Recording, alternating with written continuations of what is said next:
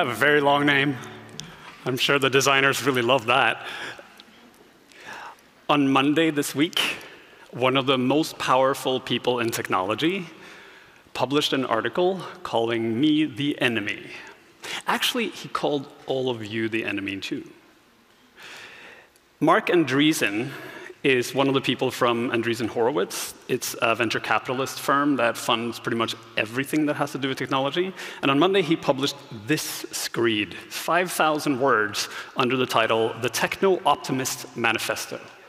And in this article, there's a heading, The Enemy. Reads as follows. Our enemies are not bad people, but rather bad ideas. Our present society has been subjected to a mass demoralization campaign for 6 decades against technology and against life, under varying names, like existential risk, sustainability, sustainable development goals, social responsibility, precautionary principle, trust and safety, and tech ethics. The enemy is tech ethics. In the eyes of power in technology, we apparently are the enemy for wanting to be responsible with our work. My name is Morten. I am a technology educator, and I specialize in the intersection between humanity and technology. And I'm also a philosopher. And when I come to a conference like this, I listen carefully to what people are talking about, and I try to find the overarching theme. And the overarching theme at this conference is value. Now, value is interesting because the word value means different things depending on the context you are in. So these are values, right? When you write software, you write key value pairs. It's just data. Now, some of those values may reflect my values. Those are my beliefs about how the world works and how it should be and what is right and wrong. And if you have enough values in data, they become valuable in a financial sense. So we have this contrast between values, what we believe, and value, what is extracted out and turned into financialized assets and traded. And when we talk about value, we have to be clear about which type of value we are talking about, but we very rarely are. But when there are conflicts of value, we can very clearly see it. On Monday this week, 3 of my best friends were let go from their jobs. The reason was the value they create is not producing enough value for the shareholders who sit at the top of the stack, but the value that's created for the shareholders is not actually related to what they do. It's related to whether or not other shareholders are willing to pay more money for the shares that they make. And because other shareholders are not willing to pay more money, they fire the people at the bottom. There is a disconnect of value here. So when people then talk about value creation, I have to ask, which one of the values are we talking about? Are we talking about value creation as in turning things into money? Are we talking about the value that's created in the person that uses the design? Or are we talking about creating values in ourselves about how we see the world and how we see the world can become better? Now, we're all designers. Design influences values, and values influence design. When we design something, we take our values and our beliefs about the world, and we embed them into our designs, and then we make them real through other people. And then those people have their values changed according to our designs, and those values then come back and influence our values again. It's a circle, which is why tech ethics and design ethics are so important, because what we do has such a massive impact on how the world works. This is Shannon Valor. She's a professor of philosophy, and she wrote this in her book: ethics and technology are connected because technologies invite or afford specific patterns of thought, behavior, and valuing. They open up new possibilities for human action and foreclose or obscure others. That's what we do as designers. Which means when we see a new technology emerge, let's say artificial intelligence, we have to not only do what Shoshana Zuboff says and ask, who knows what the new technology is going to be, and who decides what the new technology is going to be, and who decides who decides. But we also have to ask, what value are we creating by using this technology, and whose values have we embedded into our work by using this technology, and who decides what the future is going to look like, and which values matter? And right now, the people who make those decisions are people who write things like this. Very rich, mostly American, mostly white, mostly males, who say things like, the absolute primary value for techno-optimists is we believe in ambition, aggression, persistence, relentlessness, and strength. Please stand up, everyone who wants to sign that set of values. I'm not trying to shame you, but I don't think that this is the values you use when you design. And when Andreessen Horowitz says that, those are the values he passes on to all the people he funds, like OpenAI, who's currently deciding our future for us. And when you go look at their values, OpenAI's primary value is, and I quote, "We are committed to building safe, beneficial AGI," so super intelligence, that will have a massive positive impact on humanity's future. Now, that's not a value. But the underlying value here is technology will always have a positive outcome no matter what. Now, I refer to the past million years to point out that is not always the case, especially not the past 15, but that's the value they believe in. So much so that Sam Altman wrote an article in 2021 where he literally outlined the future, where he says, we get super intelligent technology. Super intelligent technology will take jobs away, but that's fine, because all the companies that use AI will pay a 2.5% tax. And then that tax will be handed directly back to every American, and in 10 years, every American will get $13,500 in cash. That sounds fantastic. It also sounds like pure fantasy and fiction, and because we know that's not how it works. And the crazy part about this is not new. In fact, Richard Stallman wrote basically the exact same thing in the new manifesto, which created open source software back in 1983. He said, we will level a software tax on every computer, and then we will take that money and give it to people so they can do what they want. Now, between 1983 and today, how much money did you get from the software tax? You didn't get the check? Weird, right? Our values inform our designs, and our designs shape the people, the values and the people we design for. So let's talk about design. The first time I understood how important design was when my mom started going out in the forest and taking pictures of paths. I was a kid, and suddenly my mom was like out taking pictures of paths that had a very specific shape. This is not one of her pictures. This is a picture I stole off the internet. I don't know who took it. I apologize.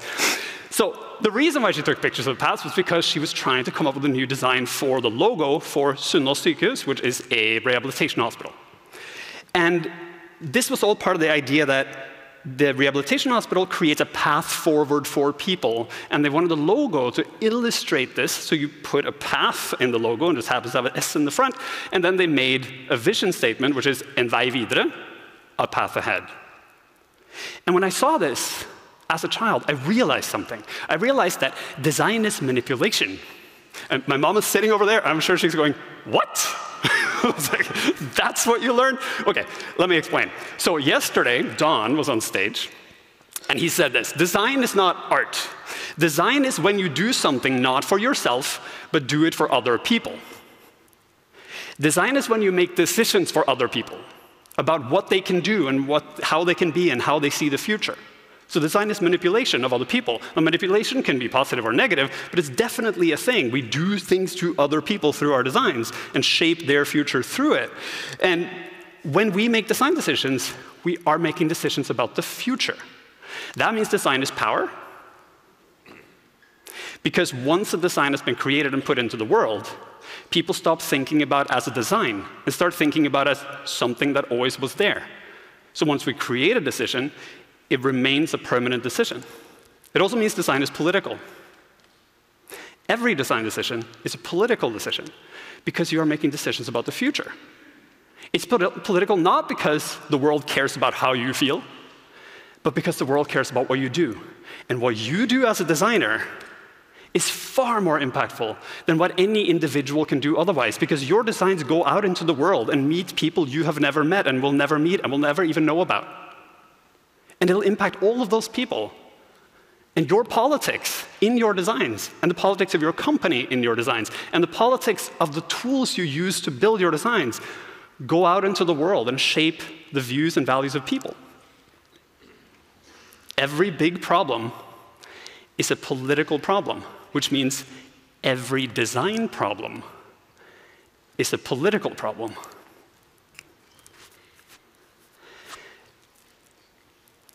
I'm an educator.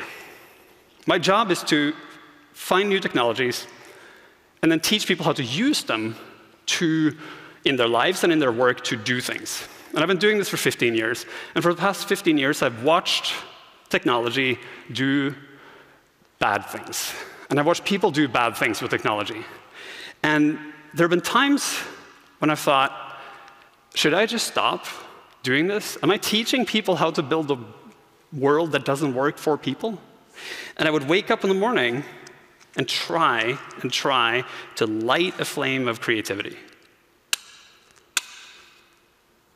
And I'd work so hard to keep that flame burning. And sometimes it would last out the day.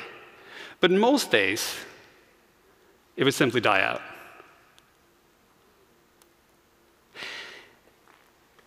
It's hard. And when I talk to people here, it's hard. Everyone knows it. We see the world, we see how it can be better, and we see that people with financial interests and a lot of money decide that, no, that's not as beneficial as just keeping doing what we're doing. And I've looked at this and said, OK, so what do we do? And then I look at my son. He's 7. And I look at his friends. And I go to conferences. And I meet people like you. And I realize hope is a catalyst. And hope is the fuel that can keep us going. And if we use hope to fuel us, hope for a better future, hope that we can actually do something, then we can actually do something. Here's an example. So my friend sent me this picture about a month ago, and she said, this made me so happy. I'm looking at him like, OK. And she said, oh, sorry, it's my father. He's in a home because he has severe Alzheimer's, and he is losing his history. He's losing his memory of everything. And I came into the home, and I saw him sitting there staring at his phone. And first I thought he was asleep, but then I realized he was doom scrolling on his phone, and it made me so happy. And I'm like, what? Because she's also a tech ethics person. She's a tech ethics professor. And I'm like, doom scrolling made you happy? Okay, I'm lost here. And then she told me, the week before, she realized that he just doom scrolls on his phone all day. So she took his phone, and she took pictures of every single photo in every single photo album she could find. And she put it in a slide deck, and she set the phone to default to that slide deck every time he turned it on. So every time he turns on his phone, he sees his family, his memories come back, and he's able to relive this. That's what design can do, and that's what hope brings us. I have to get personal here and stress out the lighting people. This is a picture of my parents from 50 years ago, exactly this Monday. They got engaged. And this is actually the first time they ever see me do a talk. They're sitting somewhere over here. They both work in healthcare, or they used to work in healthcare. And when I was a kid, I asked them, why did you choose this as opposed to something else? And they both said the reason why they work in healthcare is because they want to help people. And the best example of that is my whole house was full of ergonomic things, like this bread cutter, right? What they didn't realize was, what they were telling me was that they were followers of Immanuel Kant and his categorical imperative, but not the version you've heard, the better version that reads, act in such a way that you can treat humanity, whether in your own person or anyone else's, never merely as a means, but also always as an end. Every user is a person, and every person is an end in themselves. That's your job. And actually, your job as a designer is not to solve their problems, it's to give them dignity. Because if we design for dignity, then everything else comes. Dignity requires agency and autonomy and grace and privacy and equity and justice. And when you look at that list, you go, hey, that looks familiar, and it's because, yes, it is, it's rights. These are fundamental rights. When we design, and we embrace the fact that design is political, we can design for rights, which automatically brings up the question, how do we do that? I'm just a designer in a giant corporation. How am I supposed to do that? Well, never doubt that what a small group of thoughtful, committed citizens can change the world. We're not a small group of thoughtful, committed citizens. We're designers. We design things. We actually design the world, and we have the capability to design a better world, and we have the tools to do it, which brings up the question, how? Here. Amartya Sen wrote a book in the 70s called Development as Freedom, in which he proposed this radical idea that the way we judge the goodness and rightness of our actions is by whether we are able to give other people the capabilities to do what they have reason to value in their lives, to lead better lives, and give them the agency to choose. We don't make decisions, we give them capabilities to do things. And he made this fantastic, important distinction between values, what we value, as in like good food, friends, a conference, and what we have reason to value, freedom, the ability to choose, control over our own lives. So when we talk about ethics, and we talk about design, and we talk about society and politics, there's often this focus on freedom as the principle, and Sen does that too. But I think we should go one step deeper and start here with dignity and say, when we create an ethics for design, our primary concern is the dignity of every user. And then we set dignity and the associated values as our baseline. And we use those values to inform our morals. We use the morals to drive our actions, and through our actions, we create an ethics in design. This results in centering our design around the capabilities of the people we are designing for, rather than the value extraction that currently happens for shareholder profit. And it's not as hard as it sounds. It's the difference between giving everyone the same solution and providing solutions to everyone who needs them in their context. It's the difference between providing solutions that work for everyone and understanding the barriers, circumstances, and conditions of each individual user and allowing them to find the best way of doing things for them. That's an interesting slide. I wonder if they took it out. This was a slide of a bench with a giant metal barrier built on it. It's what I called anti-dignity design, where you take away the dignity of someone. You say, oh, you don't have a home? Well, you definitely can't sleep off the ground. You must sleep next to this bench, not on it. You don't deserve dignity, when we know how to make benches that not only give you dignity, but give you functionality. These benches have a back that moves, so that you can choose which playground you want to watch your kid in, and there's 2 of them. So if 2 people need to watch, they can set the benches right. If you've ever gone to North America, you will have seen the bathrooms there are like anti-dignity design. They have big gaps on the side, so you can see who's sitting in there. The doors never work properly. It's like a really awful experience. And attacks and assaults in bathrooms is kind of a trope in pop culture because it's so common, right?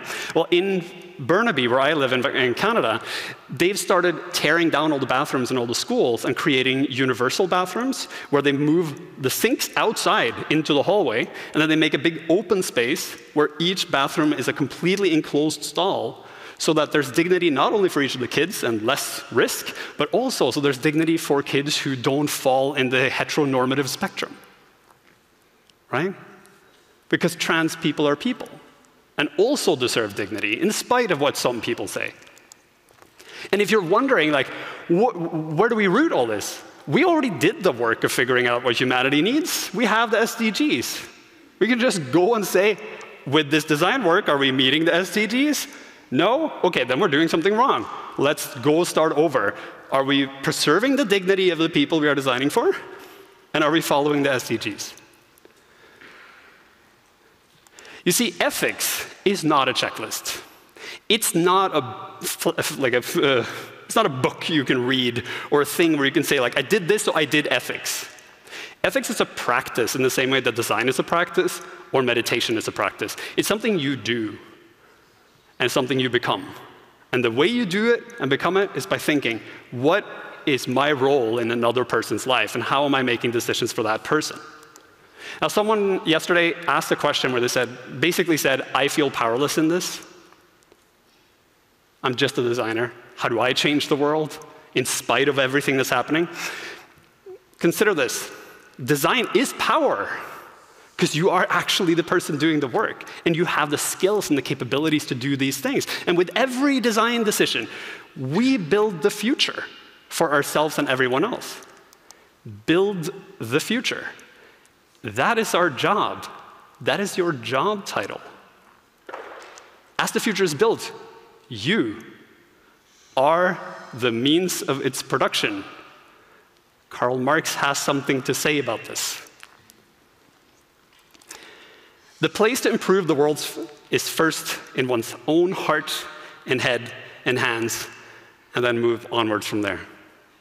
Forgive yourself in advance as you try to do ethical design and as you try to build a better world, because we will make mistakes, but with hope and a focus on dignity and a focus on capabilities, we can actually do it. And most importantly, be the enemy. Thank you very much.